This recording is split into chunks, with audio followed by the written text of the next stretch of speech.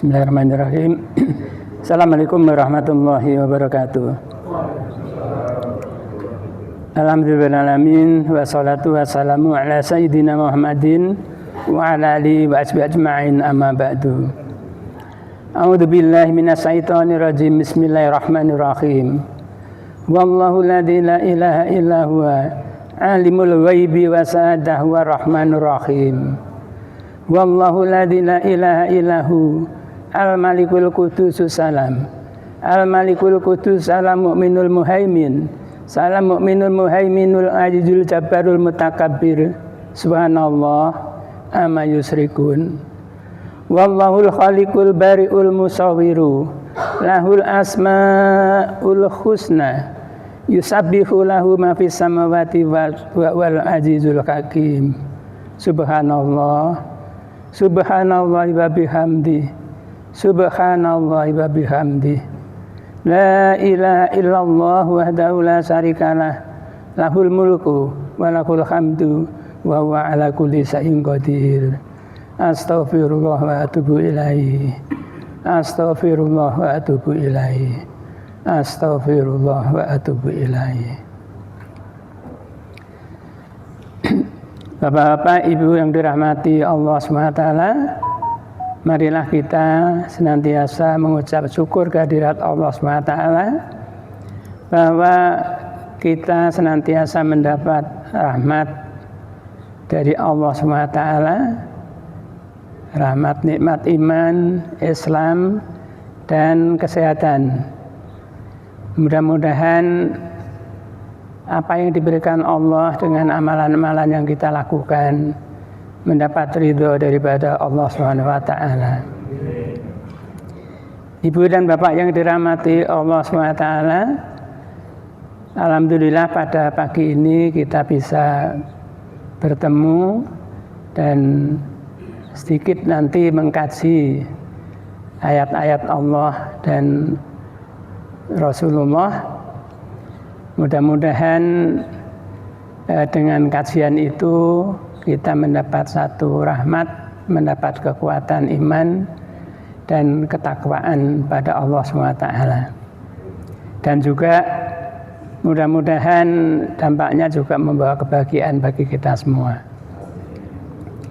Ibu dan Bapak yang dirahmati Allah SWT, melanjutkan apa yang kita sampaikan pada waktu yang lalu, yaitu meraih satu kebahagiaan. Kali ini kita mengkaji meraih kebahagiaan, yaitu dengan 5 unsur, yaitu ikhtiar, sabar, tawakal, istiqomah, dan perbaikan-perbaikan. Jadi kalau disingkat itu singkatannya bisa istib. Ada 5: istiqomah, sabar, kemudian tawakal, lalu kemudian perbaikan. Ibu dan Bapak yang dirahmati Allah SWT, alhamdulillah tadi kita sudah sholat subuh berjamaah dan imam tadi membacakan satu surat, yaitu a'udzubillahi minasyaitonirrajim. Bismillahirrahmanirrahim. Aqimis shalah liduluki samsi ila ghasaqi laili wa qur'anal fajri inna qur'anal fajri kana masuda wa minal laili fatahajjat bi nafilatalak ngasa atataka rabbuka maqamma mahmuda wa qurbi adhilni mutqala sidqi wa ahrijni muhraja sidqi wa ja'alni miladunka sultan nasira. Di dalam surat itu ada satu perintah daripada Allah SWT kita untuk pada malam hari itu melakukan sholat, menegakkan sholat, yaitu terutama yang kita kenal dengan sholat tahajud.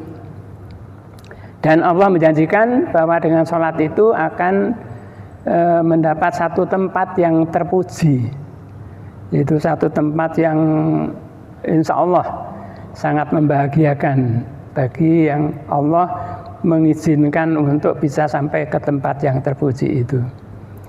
Ibu dan Bapak yang dirahmati Allah SWT, Di dalam Al-Quran banyak kita jumpai ayat-ayat, yaitu yang kita kenal dengan ayat kauliyah. Dan di samping itu, kalau di dalam Quran itu berisi ayat-ayat kauliyah, yaitu berisi petunjuk-petunjuk daripada Allah SWT, yaitu yang terkait dengan ayat-ayat di dalam Al-Quran kauliyah.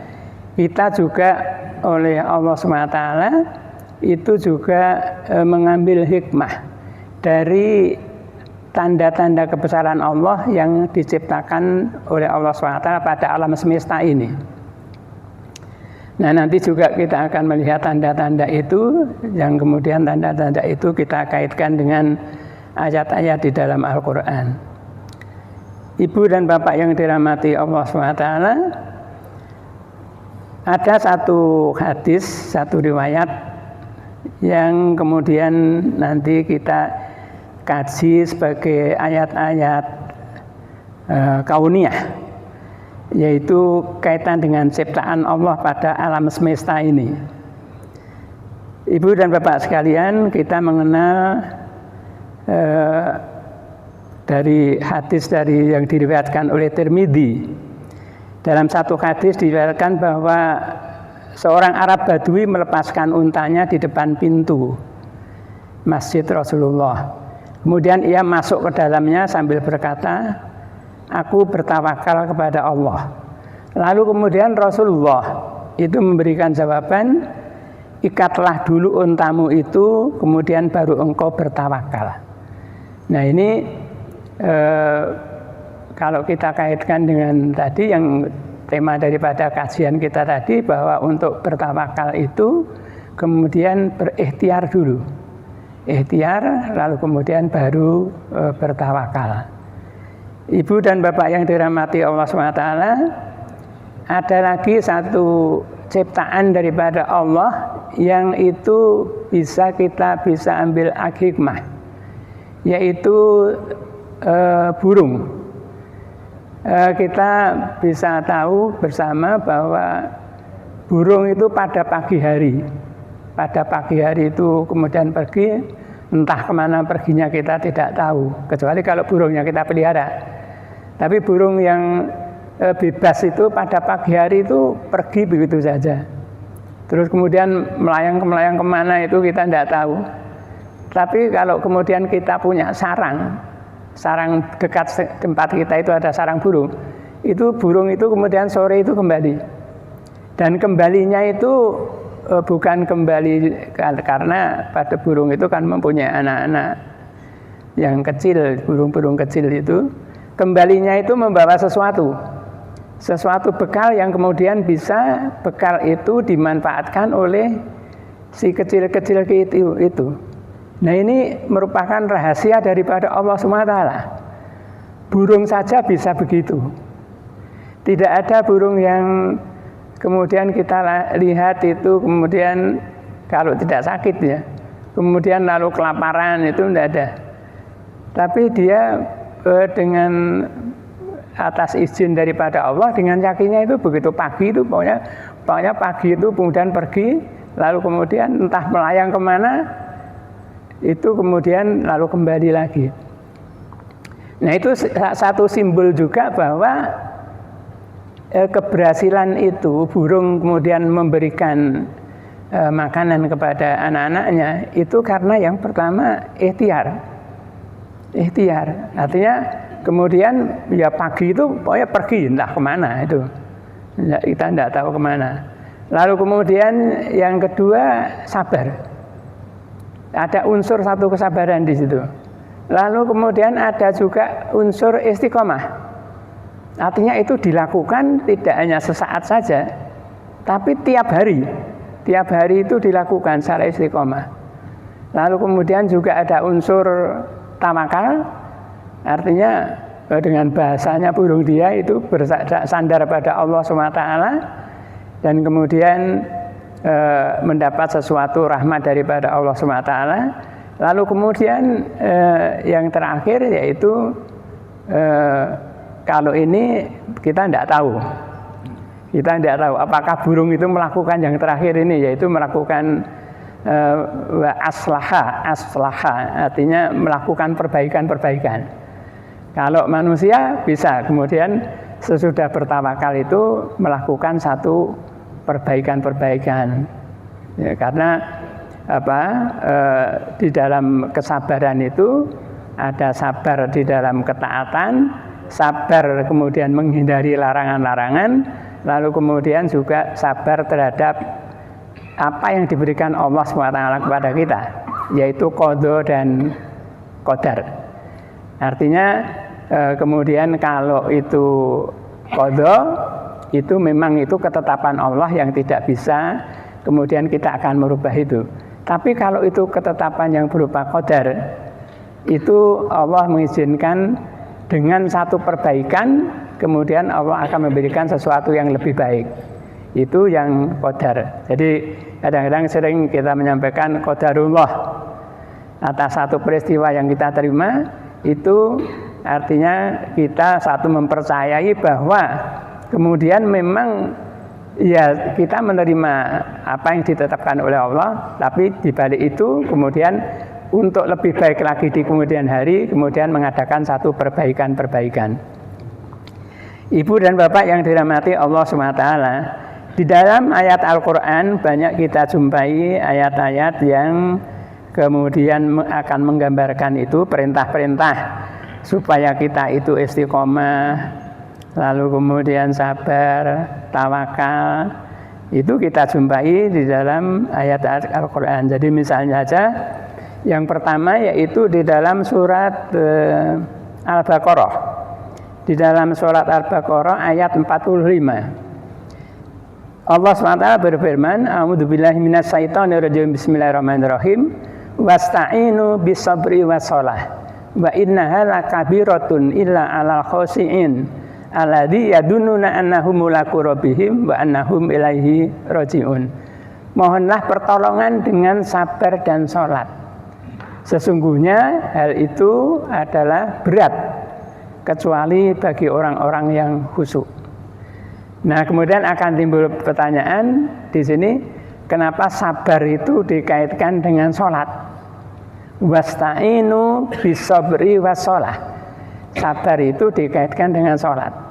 Tadi makna dari sabar itu sabar terhadap larangan, menahan larangan, sabar terhadap ketaatan, sabar di dalam menerima apa yang diberikan Allah kepada kita sekalian. Tapi di situ ada perintah yaitu wasta'inu bisabri wassalah. Mohonlah pertolongan dengan sabar dan sholat. Di dalam salah satu tafsir yang sering kita pelajari bersama yaitu Al-Munir. Di situ dikatakan bahwa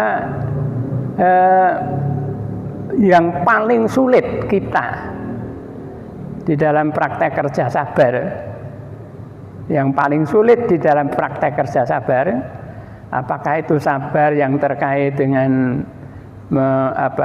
mencoba menghindari larangan, sabar di dalam ketaatan. Yang paling sulit itu praktek kerja sabar di dalam sholat. Karena di dalam sholat itu kita menahan sesuatu yang itu tidak boleh dilakukan. Yang menahan sesuatu itu adalah berupa baik itu dalam hati maupun kemudian di dalam panca indera kita. Karena kalau kita sudah Allahu Akbar itu, ya gerakannya kemudian ya hati kita itu kemudian bersandar kepada Allah SWT. Tidak boleh ada gerakan-gerakan kemudian misalnya kemudian ngelus-lus rambut itu tidak boleh, tangan bergerak demikian, tangan saja tidak boleh itu. Kemudian mulut itu juga tidak boleh berkata-kata kemudian secara bebas seperti biasanya kalau kita tidak sholat itu tidak boleh. Ya. Lalu kemudian panca indera yang lain juga begitu, mendengar sesuatu yang kemudian itu sebenarnya dilarang itu tidak boleh. Artinya khusyuk kalau sholat itu kemudian juga kemudian di situ sehingga dikatakan di dalam tafsir itu bahwa yang paling sulit praktek kerja di dalam kesabaran itu sholat. Dan siapa yang kemudian bisa di dalam sholatnya itu mempraktekkan kesabaran, itu kemudian Allah akan memberikan satu pahala yang tinggi. Di dalam surat Al-Mu'minun Allah menyampaikan, a'udzubillahi minasyaitonirrajim, bismillahirrahmanirrahim, qad aflahal mu'minun alladzina hum fi sholatihim khashi'un. Qad aflahal mu'minun, sungguh beruntung orang-orang yang mukmin. Yaitu yang pertama, alladzina hum fi sholatihim khashi'un, orang-orang yang khusyuk di dalam sholatnya. Mulai daripada Allahu Akbar, khusyuk. Kemudian membaca itu juga khusyuk, memahami maknanya, kemudian ucapannya.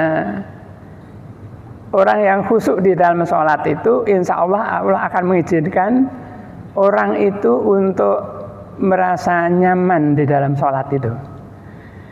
Jadi mudah-mudahan kita merasakan bahwa di dalam sholat itu nyaman, kemudian dekat dengan Allah. Kedekatannya dengan Allah itu ya kemudian yang paling dekat itu dalam tafsir itu juga dikatakan bahwa yang paling dekat itu kemudian adalah dekat dengan Allah itu adalah waktu sholat itu. Menyampaikan sesuatu yang itu menurut rukun-rukun daripada sholat, sampai kemudian juga doa disampaikan pada waktu sholat itu, yaitu dengan khusyuk. Dan itu Allah menjadikan qad aflahal mu'minun, sungguh beruntung. Jadi tidak hanya beruntung tapi sungguh beruntung, ada penekanan yaitu qad aflahal mu'minun. Itu yang terkait dengan sholat. Alladzina hum fi sholatihim khashi'un walladzina hum 'anil lagwi mu'ridun. Kemudian yang kedua, di situ dikaitkan dengan orang yang menghindarkan diri dari perbuatan dan perkataan yang tidak berguna. Walladzina hum lizakati fa'ilun, orang yang kemudian suka berderma, menafkahkan sebagian daripada yang diterima itu kemudian didermakan. Walladzina hum lizakati fa'ilun walladzina hum li furujihim hafidun, orang-orang yang menjaga furujnya,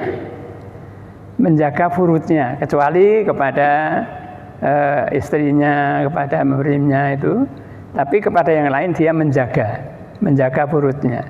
Walladzina hum li amanatihim wa ahdihim raun, orang yang menjaga amanah yang kemudian diberikan Allah, yang itu kemudian amanah itu perlu dipikul. Lalu kemudian Allah berfirman di dalam akhir itu adalah ulaika humul warithun alladzina yarithuna al-firdausa hum fihi khalidun. Orang-orang yang demikian itu yang akan mewarisi surga Firdaus, tempat yang sangat membahagiakan, insya Allah surga Firdaus itu. Dan kemudian apalagi di tempat itu adalah selamanya. Artinya tidak seperti sesaat kita di dunia ini saja ya memang sudah lama. Ada yang sudah 60, 70, lebih daripada 70. Yang 60, 70 itu ya kadang-kadang gangguan itu. Insya Allah kalau diberi kesehatan itu satu rahmat daripada Allah SWT. Tapi kecil-kecil, gangguan kecil-kecil itu kadang-kadang juga mengganggu itu. Nah itu di dalam tadi surat Al-Mu'minun. Ibu dan bapak yang dirahmati Allah SWT. Kemudian yang kedua ada di dalam Al-Baqarah, masih ayat 156. Yang ini juga sering dibaca oleh imam, yaitu a'udzubillahi minasyaitonirrajim, bismillahirrahmanirrahim, walan nabluwannakum bisyai'im minal khaufi wal ju'i wa naqsim minal amwali wal anfusi wat thamarati wa basyiris sabirin alladzina idza asabat musibah qalu inna lillahi wa inna ilaihi raji'un. Jadi bahwa kita sekalian itu akan dicoba oleh Allah SWT. Jadi gambaran bahwa kemudian Allah akan memberikan satu tempat yang terpuji. Tapi kita sekalian itu siap-siap memang, yaitu akan senantiasa dicoba oleh Allah SWT. Ya, jadi tidak hanya burung saja yang dicoba oleh Allah SWT, tapi yang lain-lain, makhluk yang lain, tapi manusia itu terutama akan mendapat satu cobaan itu. Nah, cobaan itu berupa apa? Jadi cobaan yang ada itu adalah yang pertama adalah minal khaufi, dengan ketakutan, rasa takut. Ya. Lalu kemudian wal ju'i, dengan cobaan berupa kelaparan. Ya, kelaparan. Ya, merasa tidak cukup. Ya. Lalu kemudian merasa lapar itu. Ya, kadang-kadang yang tidak cukup itu bukan hanya pada yang miskin saja, tapi kadang-kadang yang sudah punya pun kemudian juga merasa tidak cukup, itu bisa saja terjadi. Ya. Lalu kemudian minal amfali, yaitu kekurangan harta, wal anfusi, akan dicoba dengan yaitu buah-buahan, wa tamarati wa basiri sabirin. Kemudian ada perintah supaya dengan cobaan itu kemudian bersabar. Supaya dengan cobaan itu bersabar. Dan kemudian Allah menjanjikan bahwa dengan sabar itu lalu kemudian akan mendapat satu tempat yang tinggi di hadapan Allah SWT. Allah SWT berfirman di dalam surat Al-Luqman. Di dalam surat Al-Luqman Allah juga berfirman, wasbir ya bunaya wasbir ala ma asobaka. Wahai anakku, itu dari Luqman menasihati anaknya, sabarlah terhadap apa yang menimpamu. Wasbir ala ma asobaka.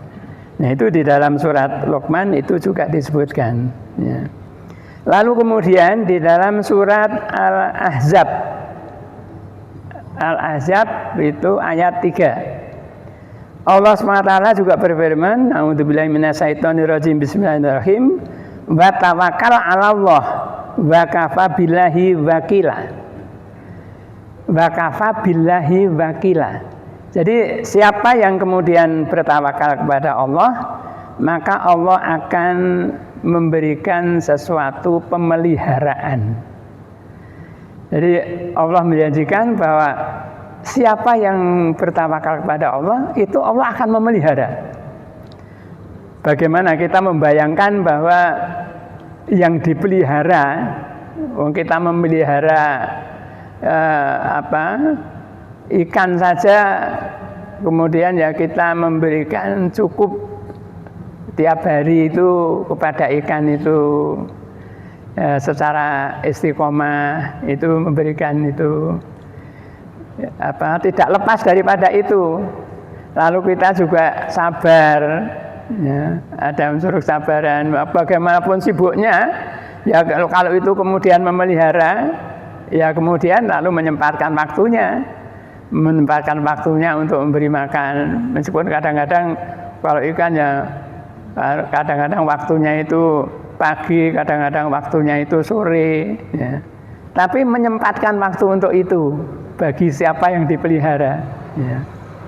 Nah, jadi rahmat daripada Allah SWT, alangkah bahagianya kalau kita itu dalam peliharaan Allah, dalam peliharaan daripada Allah SWT. Itu berlangsung secara otomatis. Memang bahwa kesabaran itu kan bisa diusahakan, tapi ada satu kesabaran yang itu berlangsung secara otomatis karena link kita dengan Allah itu dekat, diizinkan Allah untuk bisa dekat. Nah, dalam keadaan itu kalau kita itu sudah atas izin Allah sudah dicap sebagai peliharaan daripada Allah, ya kemudian bisa kita bayangkan kita akan selalu dilindungi. Kalau kemudian kita akan pada hal-hal yang berhadapan dengan kemungkaran, itu dari mana datangnya tiba-tiba kok kemudian ada merasa yang melindungi begitu. Ya, bisa terjadi seperti itu. Lalu kemudian juga di dalam ketaatan, itu kalau kita dalam peliharaan Allah, itu insya Allah juga tidak akan berat itu. Kemudian sholat itu juga tidak akan berat. Ya. Karena tadi Allah berfirman bahwa sholat itu berat kecuali, apalagi sholat malam, itu berat kecuali bagi orang-orang yang khusyuk. Orang yang yakin bahwa nanti akan bertemu dengan Tuhannya di kemudian hari. Nah, jadi itu mudah-mudahan kita semua itu menjadi hamba yang masuk dalam kategori peliharaan daripada Allah Subhanahu wa taala. Ibu dan Bapak yang dirahmati Allah Subhanahu wa taala, kemudian juga di dalam surat Al-Ankabut Allah Subhanahu wa taala juga berfirman, A'udzubillahi minasyaitonirrajim, bismillahirrahmanirrahim. Alladzina sabaru wa ala rabbihim yatawakkalun. Orang-orang yang sabar kemudian dikaitkan dengan tawakal. Sabar dikaitkan dengan tawakal. Itu Allah menjanjikan akan ditempatkan tempat pada tempat yang tinggi. Nah, kemudian pertanyaannya, kenapa sabar itu dikaitkan dengan tawakal? Sudah sabar, tapi kemudian dikaitkan supaya kemudian juga selalu bersandar kepada Allah SWT. Apakah yang dikaitkan itu dikaitkan dengan tawakal itu bukan ketakwaan? Pada surat yang lain, tawakal itu dikaitkan dengan takwa. Tapi pada surat ini tawakal itu dikaitkan dengan sabar. Nah, bagaimana kaitannya? Apakah kemudian memang yang dikaitkan dengan tawakal itu khusus itu sabar, atau kemudian justru pada takwa itu sendiri? Nah, Ibu dan Bapak yang dirahmati Allah SWT,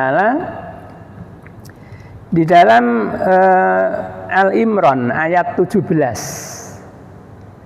Al-Imran ayat 17, Allah SWT berfirman bahwa ada sifat-sifat orang yang takwa. Ada sifat-sifat orang yang takwa. Karena tawakal, takwa itu kemudian dikaitkan dengan satu kesabaran. Nah, di dalam surat ini menjelaskan, memberikan satu penjelasan bagaimana sifat-sifat orang yang bertakwa. Jadi sifat yang bertakwa itu kalau di dalam surat Al-Imran ayat 17 itu ada 5. Ada 5 sifat-sifat orang yang bertakwa. Jadi kalau kemudian kita dari 5 itu kemudian oleh Allah SWT, diizinkan oleh Allah SWT untuk bisa melakukan itu, berarti kita masuk dalam golongan orang-orang yang bertakwa. Yang pertama adalah as-sabirina, orang-orang yang sabar. Itu yang pertama kali sifat daripada orang yang bertakwa itu adalah sabar.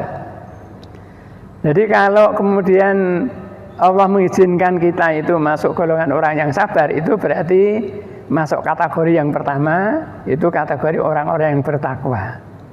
Karena Allah SWT berfirman bahwa orang yang bertakwa itu akan dimudahkan urusannya, akan diberikan rezeki yang tidak disangka-sangka. Ya, di dalam surat Al-Tolak ayat 3 itu kan ada satu perintah demikian daripada Allah SWT. Ya. Nah, oleh karena itulah kemudian di sini sabar itu menjadi ciri yang pertama daripada orang yang bertakwa. Kemudian sesudah sabar apa? Wasodikina, yaitu orang yang mempunyai sifat-sifat benar dan jujur. Benar dan jujur. apa yang diperbuat itu sesuai dengan hatinya. Itu jujur. Ya. Jadi kalau kemudian kita mengatakan A, ya hati kita itu kemudian mengatakan A itu. Baik itu kepada keluarga, baik itu kepada lingkungan sekitar, maupun itu sampai kepada di mana kita bekerja. Ya, benar dan jujur. Itu akan masuk golongan orang-orang yang bertakwa, yang ciri yang kedua. Ya. Nah, kemudian yang ketiga, ciri orang yang bertakwa yang ketiga, Al-Imran ayat 17 tadi. Sesudah sabar dan jujur, lalu kemudian apa yang ketiga? Ya seperti burung. Burung itu satu gambaran untuk yang ketiga ini. Yaitu burung itu kan mencari makan aja, tidak setiap hari itu. Setiap hari itu dia akan pergi itu. Ya, tidak pernah. Lalu kemudian kecuali waktu tertentu itu kemudian ada seperti manusia itu kalau bekerja ya hari Sabtu Minggu itu libur, itu rezeki daripada Allah SWT. Ya, artinya istirahatlah sesaat supaya hati itu menjadi tenang. Istirahatlah sesaat supaya hati itu menjadi tenang. Itu petunjuknya adalah demikian. Ya, jadi kadang-kadang kita perlu istirahat supaya hati kita itu menjadi tenang. Nah, itu sebenarnya menggambarkan ketaatan, istiqomah. Wal qanitina, yaitu orang yang selalu taat. Ya, baik itu taat di dalam beribadah, kalau itu orang yang taat di dalam misalnya taat sering ke masjid. Yaitu tiap waktu dia itu akan kelihatan di masjid itu. Ya. Tiap waktu akan kelihatan di masjid. Apakah itu kalau kemudian di dalam sholat, ya di dalam sholat biasanya sholat isya di masjid, ya kemudian isya tiap hari wal qanitina, ya, ke dalam ketaatan itu. Nah kemudian kalau bekerja juga demikian, itu wal qanitina, taat di dalam bekerja. Bahkan menurut ilmu manajemen, keberhasilan sesuatu itu ditentukan oleh yang namanya learning, pembelajaran. Learning, pembelajaran itu akan membuahkan hasil yang sangat bagus dengan pembelajaran itu. Dan salah satu indikator daripada pembelajaran itu adalah frekuensi yang berulang. Sesuatu yang dilakukan yang secara berulang dilakukan itu. Itu kalau di dalam ilmu manajemen, sesuatu yang dilakukan secara berulang-ulang itu, Allah SWT akan memberikan sesuatu naluri yang disebut dengan naluri manajemen, yang itu tidak dipunyai oleh orang yang tidak melakukan seperti itu. Kondisinya seperti itu. Misalnya saja kalau kita tiap hari itu sering bepergian, misalnya dari sini ke Solo tiap hari itu, ya, itu kemudian kalau itu dilakukan secara berulang-ulang itu, kemudian akan mendapatkan sesuatu yang itu tidak bisa yang didapatkan oleh orang yang tidak melakukan itu, ya, secara konsisten, secara istiqomah itu tidak akan bisa melakukan seperti itu. Mungkin kalau dalam perjalanan macet misalnya, itu orang yang terbiasa dengan itu dia akan bisa mengambil, akan diberi naluri kemudian bagaimana menghindari kemacetan itu, yang itu kemudian hanya didapatkan karena dia sudah sering melakukan sesuatu itu dengan baik gitu. Bahkan kalau kemudian di laboratorium yang sudah berusaha untuk praktek tiap hari menekuni itu kemudian kadang-kadang akan menemukan sesuatu yang baru, yang itu didapat dari hasil daripada ketekunan itu. Dan ini sesuai dengan apa yang sudah pernah disampaikan dulu, bahwa air tetes hujan yang kemudian menetes secara berulang-ulang itu bahkan bisa menembus batu daripada curah hujan yang itu hanya sesaat. Nah, itu menggambarkan satu proses, betapa pentingnya satu proses pembelajaran itu. Ya. Nah, kalau dalam kaitan itu Allah SWT berfirman di dalam Al-Quran yang terkait dengan proses pembelajaran tadi, ini katanya dengan ketaatan tadi, yaitu di dalam surat Fussilat ayat 3. Di dalam surat Fussilat ayat 3 Allah SWT berfirman, A'udzu billahi minasyaitonir rajim. Bismillahirrahmanirrahim. Innal ladzina qalu rabbunallah tsumma istaqamu tatanazzalu ala al malaikah ala takhafu wala tahzanu wa absiru bil jannati kuntum tu'adun. Orang-orang yang mengatakan bahwa Allah Tuhanku, lalu kemudian dia istiqomah, itu Allah akan menurunkan malaikat. Allah menurunkan malaikat. Dan kemudian malaikat itu oleh Allah SWT kemudian dijadikan untuk memelihara hamba Allah itu yang istiqomah itu.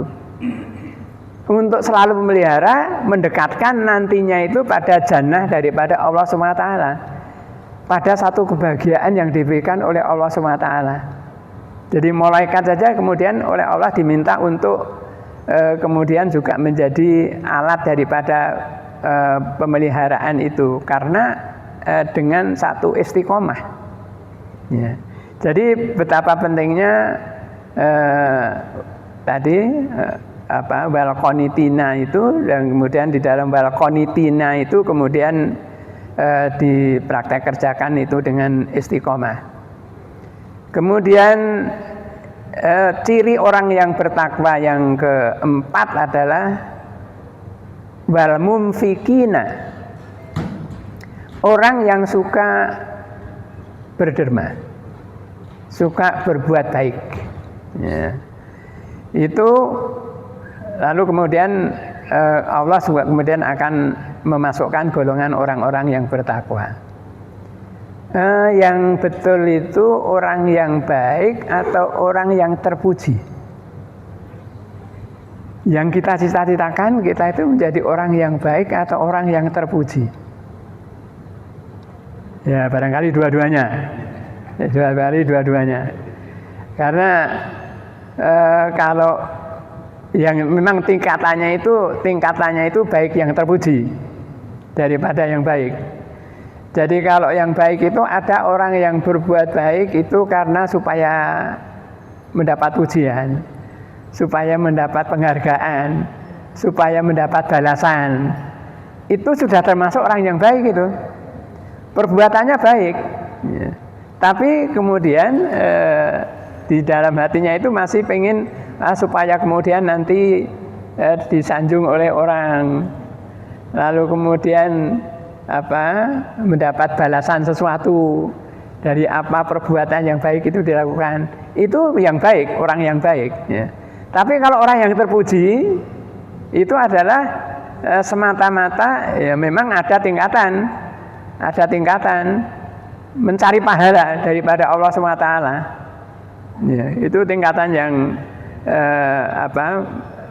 terpuji tapi masih mengharapkan pahala daripada Allah SWT. Yang tingkatan yang tertinggi itu adalah yang kemudian mencari keridhaan daripada Allah SWT.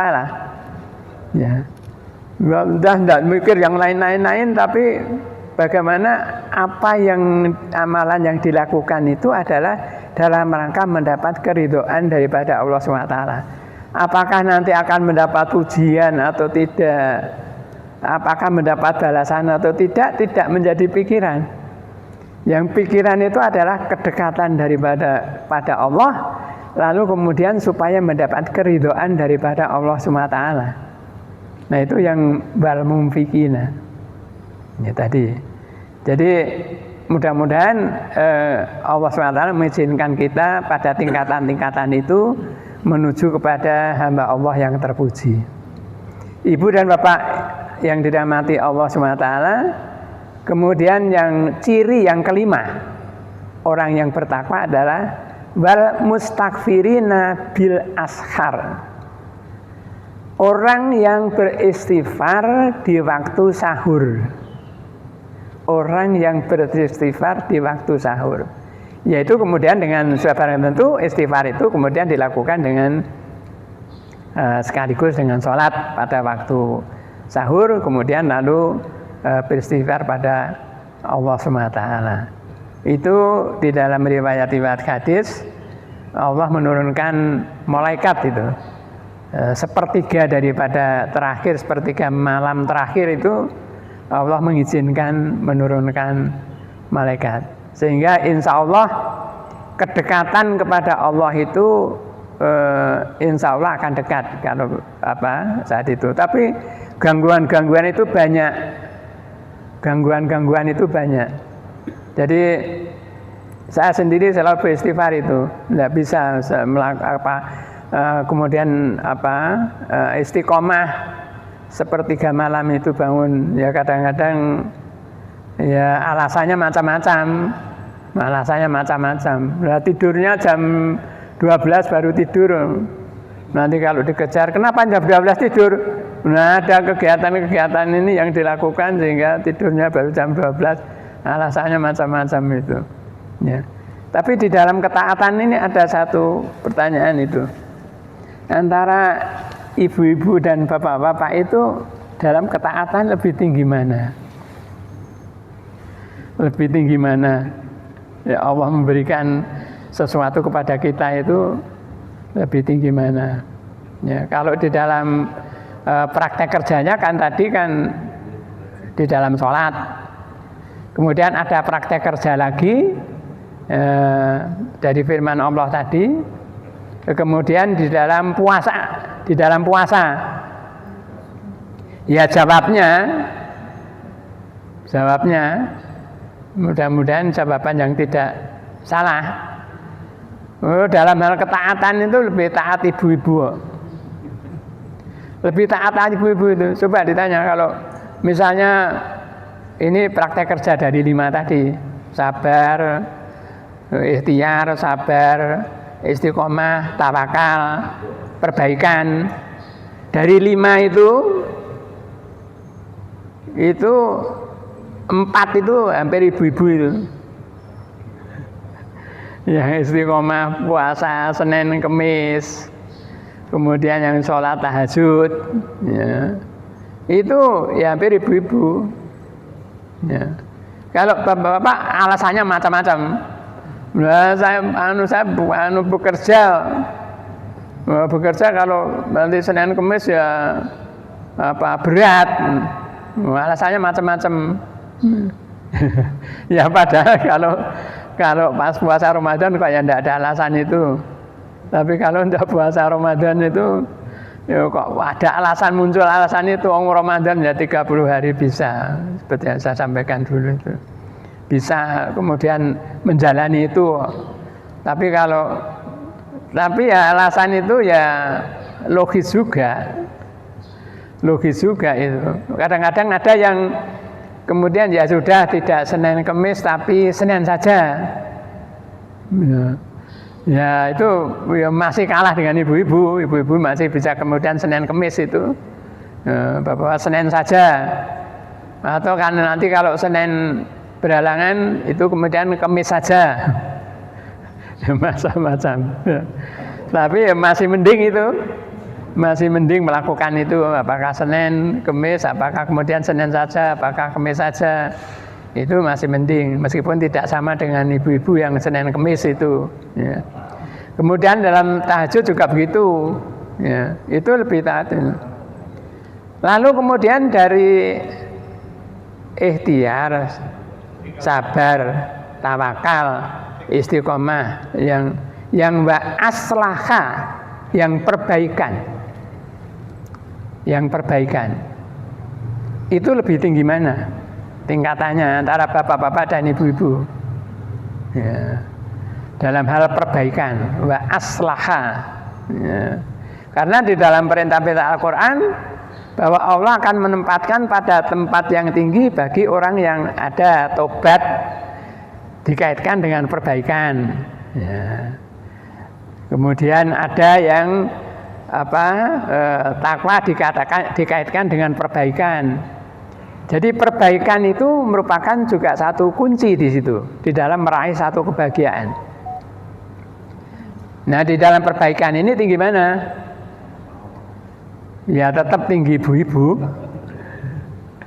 Namanya perbaikan itu paling tidak sudah melakukan dulu. Melakukan dulu kemudian meningkat ke arah yang lebih baik, itu perbaikan. Nah kalau sama sekali tidak melakukan, mau perbaikan apa? Ya kemudian kategorinya kategori belum melakukan, itu bukan perbaikan itu. Nah kemudian apakah kemudian yang ibu-ibu itu tidak melakukan perbaikan?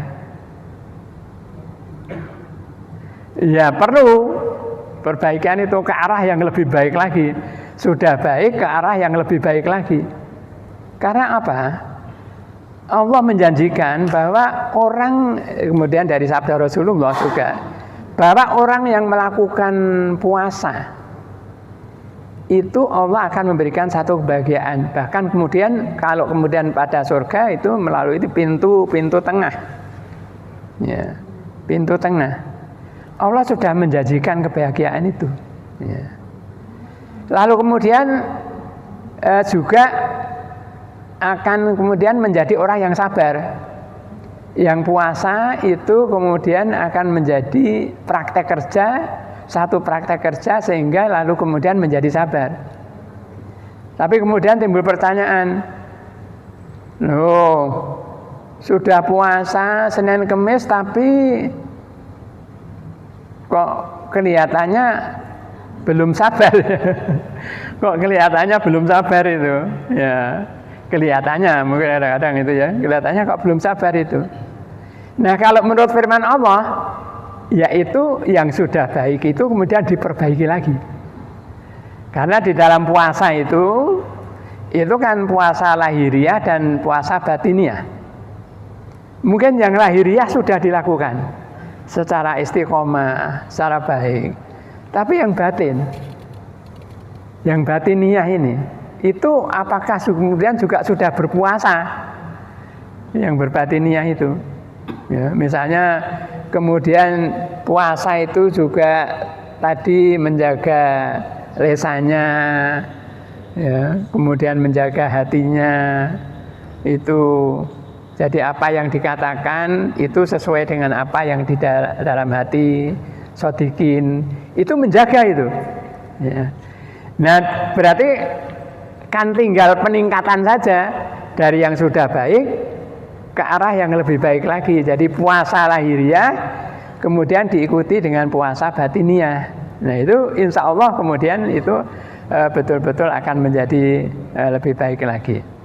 Jadi ibu dan bapak sekalian, praktek kerja daripada sabar, istiqomah, tawakal tadi itu kalau di dalam tafsirnya dikatakan ada dua. Yang pertama yaitu melalui sholat, yang kedua adalah melalui puasa. Melalui puasa. Kalau sholatnya betul, insya Allah kemudian Allah akan mengizinkan kemudian menjadi ciri-ciri daripada tadi yang menjadi tema pada hari ini, yaitu istiqomah, sabar, tawakal, lalu kemudian perbaikan. Itu kemudian insya Allah kemudian akan melekas itu. Jadi dengan praktek kerja melaksanakan sholat, tetapi baik itu lahiriah maupun batiniah. Yang mudah-mudahan Allah kemudian menghilangkan bahwa di dalam sholat itu ya batinnya itu khusyuk. Memang cobaan itu selalu ada, ingat sana, ingat sini waktu sholat itu. Ya. Lalu kemudian tapi kalau Rasulullah sholatnya itu betul-betul khusyuk itu. Sampai ada gangguan-gangguan itu kemudian tidak begitu dirasa. Ya. Jadi yang pertama praktek kerja sholat, yang kedua praktek kerja puasa. Praktek kerja sholat didahului dengan ini yang sudah pernah disinggung pada waktu yang lalu. Kalau orang sholat itu kan wudhu, tidak sah sholatnya kalau tidak punya wudhu. Wudhu itu kan mensucikan diri. Ya. Yang lalu sudah disinggung bahwa orang yang selalu menjaga wudhu, kalau kemudian batal wudhu lagi, batal wudhu lagi, batal wudhu lagi, itu insya Allah akan dalam peliharaan daripada Allah SWT. Ya. Jadi sebenarnya pada menjaga sholat itu, praktek kerja menjaga sholat itu sebenarnya sudah terkandung juga jaga wudhu.